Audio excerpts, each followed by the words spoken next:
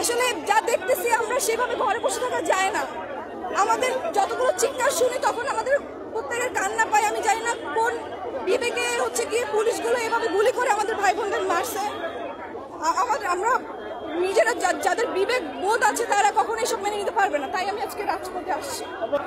আসলে আমাদের আজকে যে অবস্থা, এই পরিস্থিতি সবকিছুর জন্য সরকার দায়ী। সরকার যদি তার ক্ষমতা ঠিকভাবে ব্যবহার করতেন তাহলে আজকে আমাদের এই আন্দোলনে এসে দাঁড়াতে হতো না এবং আমাকে এই ব্যানার নিয়ে দাঁড়াতে হতো না যে সরকারের পদত্যাগ চাই।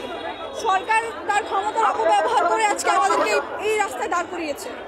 এই জন্য আমি সরকার পদত্যাগ চাই। আর যত আমাদের ভাই বোনরা মারা গিয়েছে সবকিছু তার নির্দেশেই হয়েছে। তারা একটা ন্যায্য দাবি করেছিল, সেই ন্যায্য দাবি যদি সে সঠিক সময় পালন করতো বা সেটা মেনে নিত তাহলে আজকে আমাদের এই ভাই বোনরা মারা যেত না, আজকে আমাদের এই রাস্তায় মিছিলে দাঁড়াতে হতো না এবং আমাকেও এই কথাটা বলতে হতো না।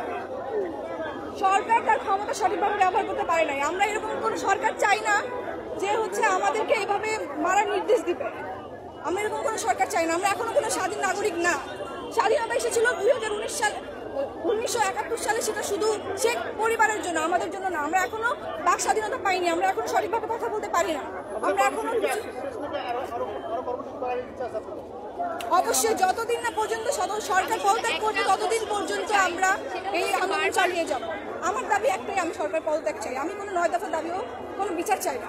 কার কাছে বিচার দিব? আসলে সরকার যেখানে নিজেই মারা নির্দেশ দেয় তার কাছে বিচার দিতে লাভ নাই।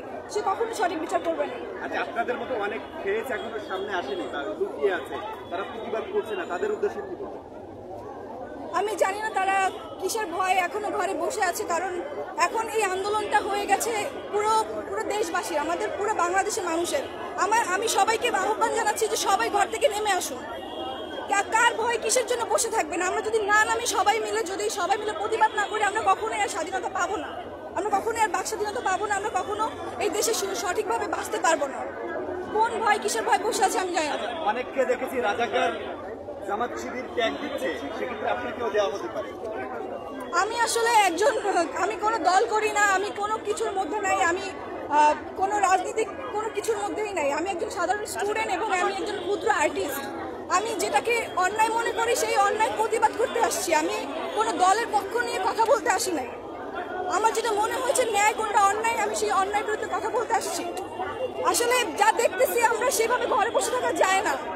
আমাদের যতগুলো চিৎকার শুনি তখন আমাদের প্রত্যেকের কান্না পায়। আমি জানি না কোন বিবেকে গিয়ে পুলিশগুলো এভাবে গুলি করে আমাদের ভাই বোনদের মারছে। আমরা নিজেরা যাদের বিবেক বোধ আছে তারা কখনো এসব মেনে নিতে পারবে না। তাই আমি আজকে রাজপথে আসছি।